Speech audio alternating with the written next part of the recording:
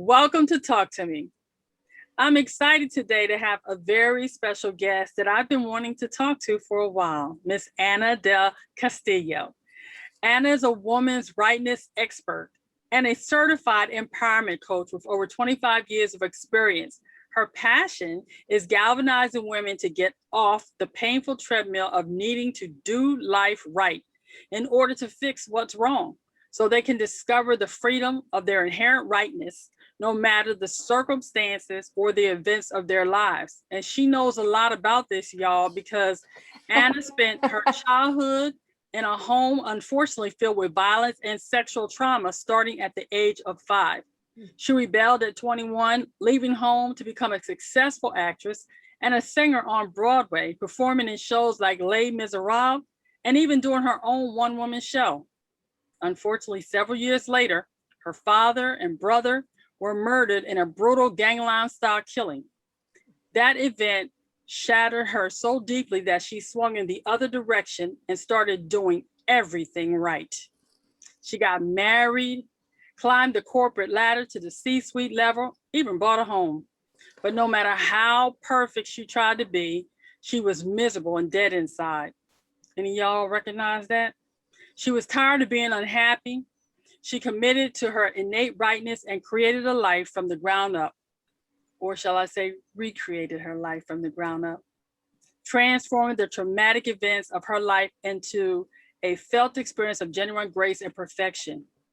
Her story and work has been featured on NPR and People's Magazine, Shout Out LA, the New York Post, and has been published in a book, The Moth Presents Occasional Magic. I looked it up last night on Amazon, y'all. You need to go there and check it out.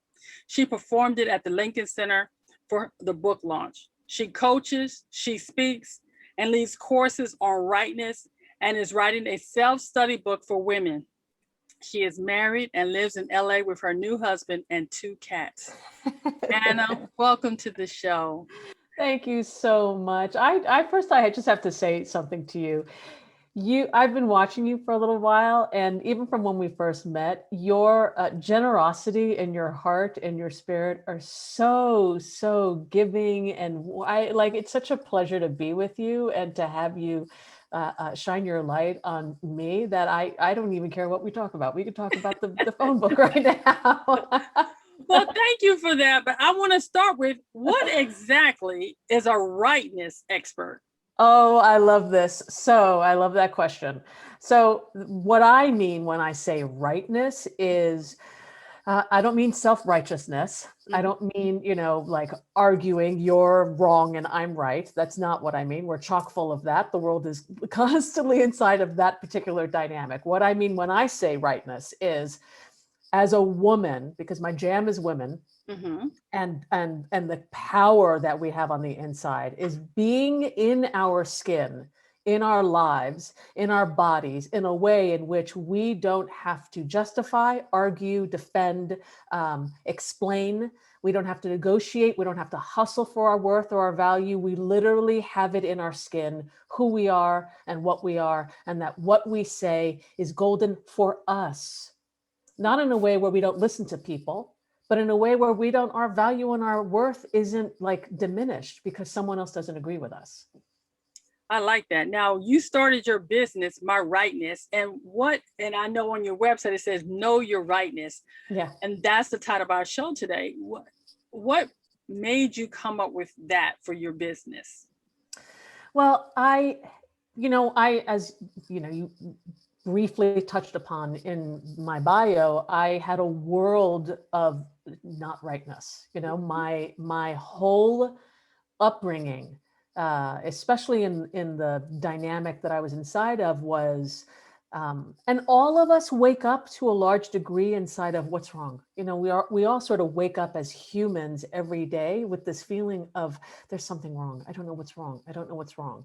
On quiet levels, sometimes in loud levels. Growing up, it was very clear there was something wrong, and I was the reason why. Everything I was, how I was, there was just a lot of like, there's something wrong, and there really was something wrong. And I really took that in as a child. Up until you're 9 years old, you can't do anything else. You really blame yourself for all the things that are going on. And I did that for a long time. And there was so much, no matter what I tried to do to fix what was wrong, even when I was successful, I was one of those people that was like very determined and very willful. And I was like, I'm going to do this thing. And I would do it and stuff. And so I found myself inside of really successful situations on Broadway, like at the C-suite level. And every single time I would get something that was like the pinnacle of what I thought was going to make me happy, I realized I would look inside me and be like, yeah, that's not actually it. I'm still like, I'm on this, what they call the hedonic treadmill. And which is like you're on a treadmill and you're getting things, but nothing seems to be moving forward internally. And so I started to also learn at the same time, I started to look at what people that I admired had, which was a unflappability, a sense of no matter what was coming at them, they were like a mountain. And so I started to figure out how to emulate. Who do I need to, instead of what do I need to do, because I was doing a lot of doings, it's like, who do I need to be in order to achieve that or have that? And because there was so much that was wrong in my life, I started to figure out what was, I started to figure out what was right. And that's how I came up with, also, I had been going to other places where they talk about rightness. They talked about all kinds of stuff. And I thought, rightness is the thing that I've been experiencing. And then I literally just like went on a 20 or plus year research discovery about what that means in the body, how to get to it, what's the map, how to help other women be inside their rightness. So that's a long version of how I got to that. I don't know if that, So once you decided this is the company I want to start, who was your original target audience? Well, my women, I mean, like, it's funny, my very first client many, many years ago was someone who's literally like a well-known female rock and roll person. Like, I just was having a conversation, and I was in a conversation, I was like, what I've been discovering is that we all do it as human beings, but women are exceptionally good at doing the right thing, but always feeling wrong inside of our skin. Yeah. All of us, like that joke about the movies, at least when I see them, it's like in the movies, the women are always like, I don't know what to do, and I'm just like, I don't know any women who are like that. And the women that I know, yeah, exactly, right? Like the women that I know are always like, okay, you do this, we're going to do this. We're excellent doers. And so anyone who's already pretty successful, and even if you in your mind don't think you're successful, that's actually part of the problem. You're actually, if you're here, if you're alive, if you have kids and your kids are up and they're dressed and they're eating, and if you're someone who wakes up and goes to work, and if you're doing the things of your life and you have some measure of success, but you still feel dead, that's my demographic. Someone who's got a little bit of self-awareness, someone who's understanding that they're like, this isn't it. I need more. That's my demographic. So like for you, your background is similar to mine. My sexual abuse started at the age of 5. And you went on to, by most people's standards, to be very successful. I mean, you're on Broadway, you're in Les Miserables. Oh my goodness. And the corporate C-suite. How dare you be dead inside and feel like you don't have it made? I mean, did you have people that treated you that way? Like, how dare you not feel like everything was perfect? Because look at where you are. Oh yeah, my family. When I decided to dismantle I don't know about anybody else out there, Brenda, I know you and I have spoken about this, but there are people in our lives that are invested in the image and the picture that you've created. Yes. Certainly people were very invested in, I had everything on paper. It looked great. I had a very handsome husband. He was successful. He was a producer for a show. I was on the C-suite level. We had like a really level, like on paper, everything looked great. And people were really invested in that, friends, family. So that when I started making noise about, this isn't working for me. This isn't working for me. This isn't working for me. My closest people who knew me well were like, we're just waiting for you to leave. but a lot of people were like, nope, nope, I don't know what you think. This is what life is. No, it's not. How dare I? Well, I dared. Yeah. I dared. I actually had the rightness to figure out, yeah, I know it's not right for you, but it's right for me to leave. And how did you, once you got to the place where you were no longer willing to, what I call, live the illusion, because let's add this also to it, because if you're not just listening to this on the podcast, but you're actually viewing this, you can see that Anna's a very beautiful woman. So on top of that, you had the nerve to not be happy. You have a handsome husband, you're gorgeous, you're living the life other people would kill to live, and you have the nerve to say it's not right. How did you deal with the fallout? Because I know there was fallout, because I can remember the fallout from my life when I said, this is not working for me. How did you deal with the fallout? And then my follow-up to that would be, how do you help other women deal with it? What a rich question. I could give you, I love this question. I could give you the rah-rah sis boom bah answer. You just do it. And there is validity. There's like truth to you actually just take the risk and start moving in the direction of what on the surface feels irrational, but deep down inside is the pathway to your very salvation. Like if there is a risk in jumping into that because you don't know where the net is. So there is that. I'm not going to discount the rah rah sis boom bop. Just like you just do the thing that needs to do what's next.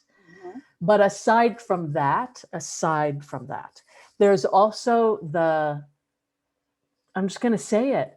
There's also dealing with the mourning aspect, the grief of that didn't fix me. That didn't fix all the things I thought it was going to fix. I'm heartbroken about certain things that I never dealt with. My marriage that looked great on paper, my job that looked great on paper, my life that looked great on paper was never going to bring my father back, and was never going to have me fix the moment. For me, there was a moment when my father died this is a bigger thing, but like that I just didn't get the chance to tell my father I loved him in the way that I want. So I was trying to fix all kinds of things. And so aside from having the courage to take the steps, there's also the willingness, vulnerability, and also the openness of heart to feel the grief and the disappointment and the dream sort of falling apart. All of those things sort of happen simultaneously. What's also helpful is having people around you, even if it's one. I don't care. You need one. First, it's you with you. Then it's you with one other person who could actually hear you and see you and stand for the sanity while you're breaking up the insanity that people outside you think is sane. Yeah, I get that. And that's why I wanted to have this conversation with you, because this is what I call one of the conversations that we don't often have, because when people look at our lives from the outside, mine included, people say, oh, well, she's on YouTube, she's on Instagram, she's everywhere, she's doing all these fabulous things now. Her life and you are. Great. And I am. You are. But that's not everything. No. And there's more to me than what you see. And I think that sometimes people are more comfortable living with their perception of what my life is, and are not willing to deal with the reality of what my life is when I express it, which is why your business, My Rightness, is so important to me personally. Because when I go on your website, or I read the things you've written, or I get to see what's on Facebook that you talk about on a regular basis, I am emboldened, and I feel that I'm on the right path to live my unapologetically unstoppable life the way that I see that is right for me. Yes. And I think that was one of the biggest values that getting to know you has brought for me. Mhm. And as I listen to the different things that you say, I can see how valuable a coach you can be to a woman that is sitting right now saying, I have it all, but it means nothing. Mhm. Mhm. It means you can have, I lived on Millionaire's Row. Mhm. I had a husband by all standards that adored me, Mhm. and I felt dead. Mhm. Mhm. Everyone around me thought I was cuckoo cuckoo. And I was like, this is not it. Yeah. And here's the thing. And there was no Anna there to help me navigate No, no, no, at that no. time. Yeah, and we definitely need, like, whether it's like, for me, I have my Kristen and my like my people, you know. Um there's so much that I want to say to this. So uh, uh, what people don't know, when you or I or anybody else who's listening don't know, is that we're living our life that looks great on paper, but there's a certain nutrient that we need. And it's individually, you know, it's like Brenda's got her nutrients that she needs. I have my nutrients that I need. I personally, and I don't know if anybody else can relate to this, I personally need, Mhm, for the person in my life to listen to me a certain way, mhm, care for me, care about me a certain way, mhm, respect me a certain way. mhm. What I mean by that is I can actually show up fully, and Yeah. the person takes me seriously, and I take myself seriously. And and where I don't feel on any level like a second class citizen, I don't feel on any level like there's a seamlessness to my life behind closed doors and outside those closed doors, where yes, I have my private moments, but I'm not a different person behind closed doors than I am outside. I am I that was important to me. Like, there are certain nutrients I personally needed to have that I did not have in my life before. I had a very split life, and that was killing me on a certain level. I can relate to that. Yeah. Feeling like you're living a double life.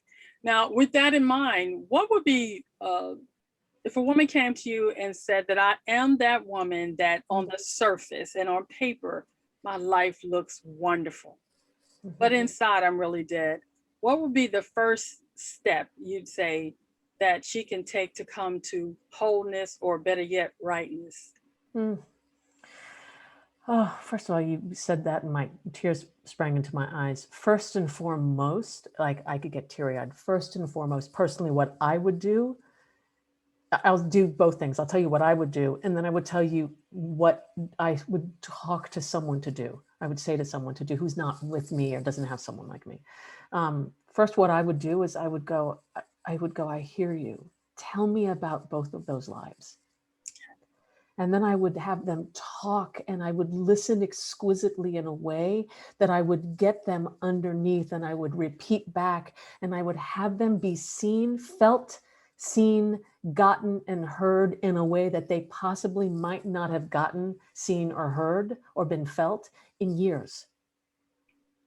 Because that in and of itself is a sickness inside of us. That not, like, we're in our lives not being seen or felt or gotten. And then I would start there. I would literally get to know all of the parts, because there's a reason why we split and start to shatter.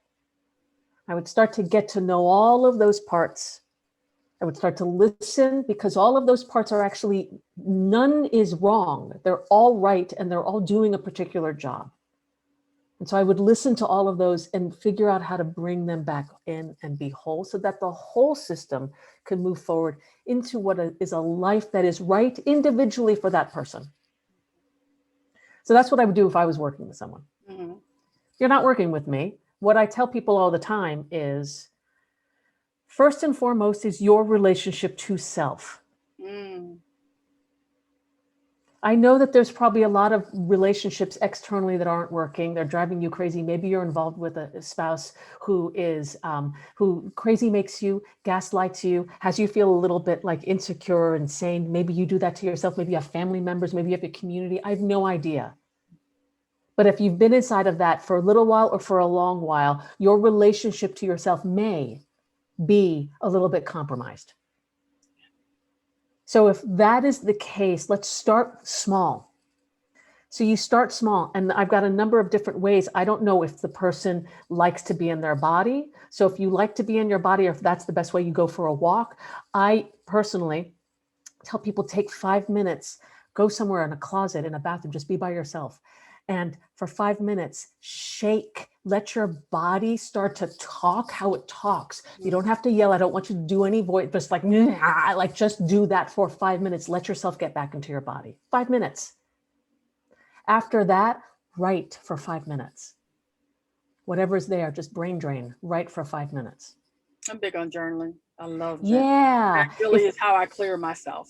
Yes. So first and foremost is your relationship to self. And if you have none, if you haven't been in your body for a long time, that's a place where I usually start. If you're like Brenda, where you're like, my relationship to myself, so journal, spend a half an hour a day every morning. Take the kids, do whatever you got to do, figure out a way that you could carve out 20 minutes, 15 minutes, 5 minutes. I don't even care how long it is. In the car. Write. If it's not writing, then speak out loud. Put on like your thing and just talk. I know this, and I don't care what you talk about. God, I feel so stupid. I don't even know what to do. So-and-so, this is what I'm just like, blah. Another place I also do is like start looking at all of the places. This is a little bit like start looking at all the places where you make yourself wrong in your head. God, I'm so dumb for doing that. Why did I do that? Oh, I shouldn't have done. Start just paying attention, not from a place of, oh God, look at what an idiot I am.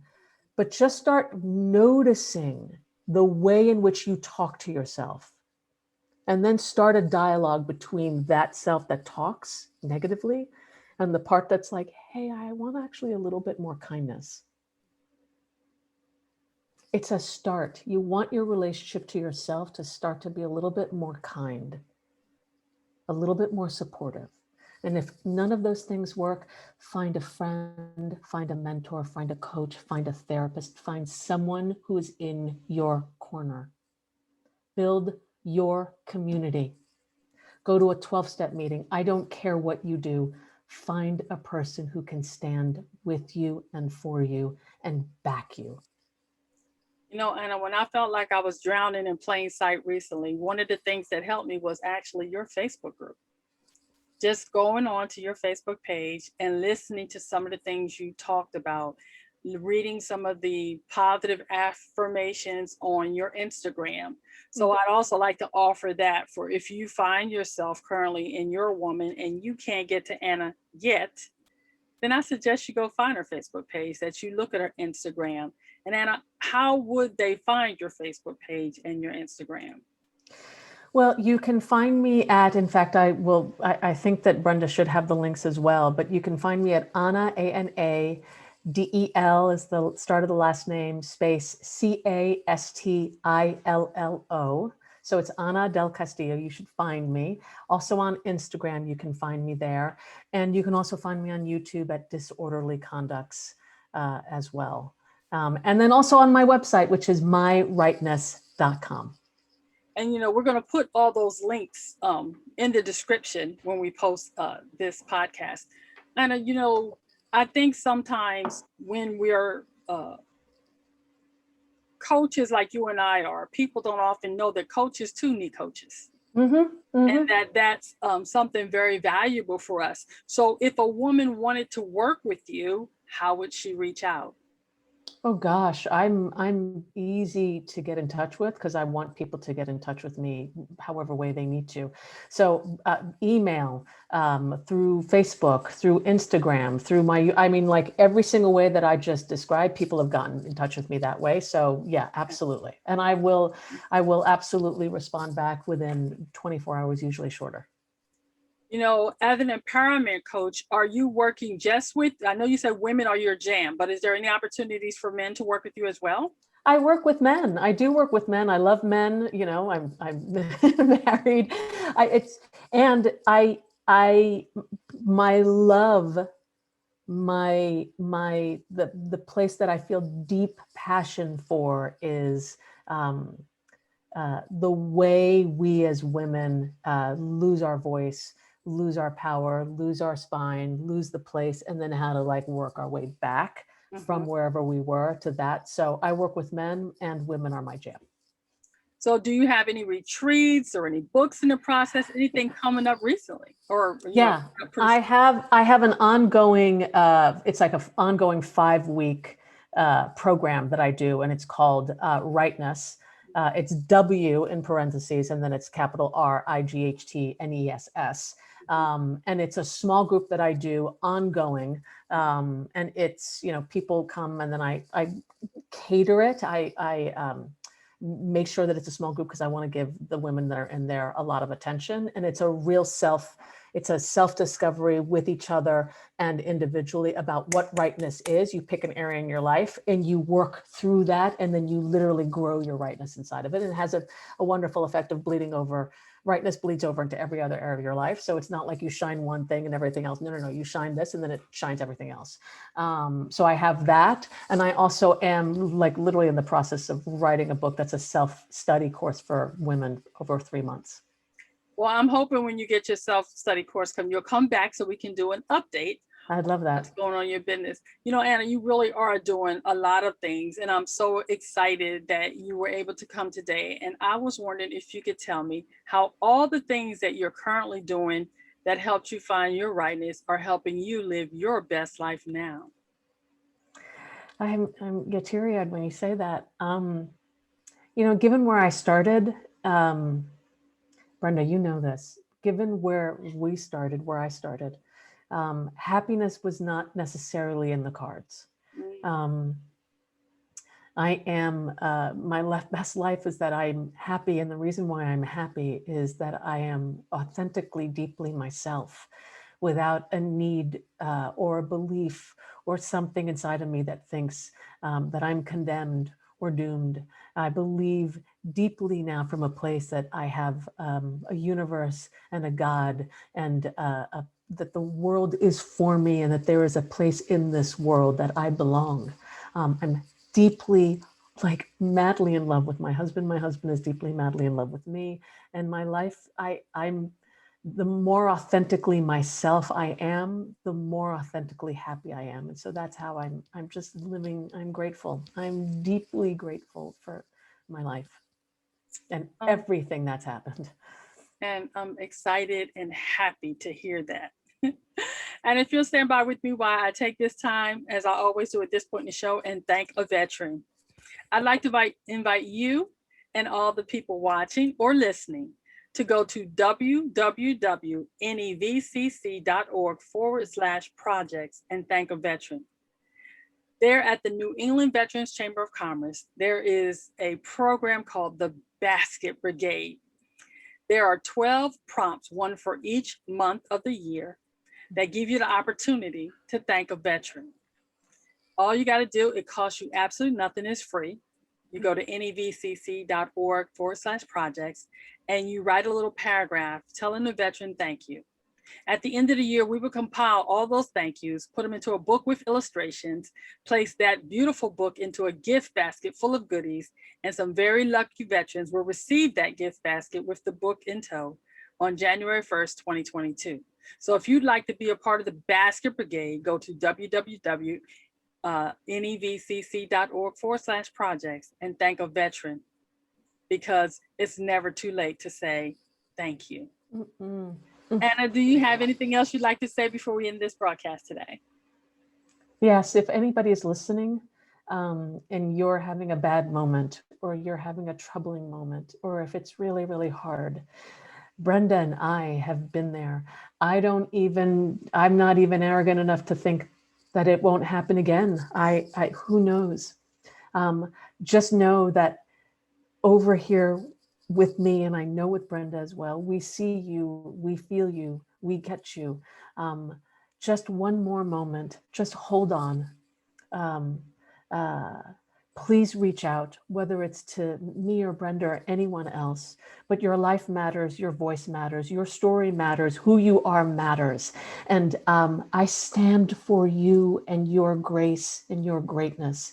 And I just wanted to speak to the women who are out there who I've been in your shoes and keep going.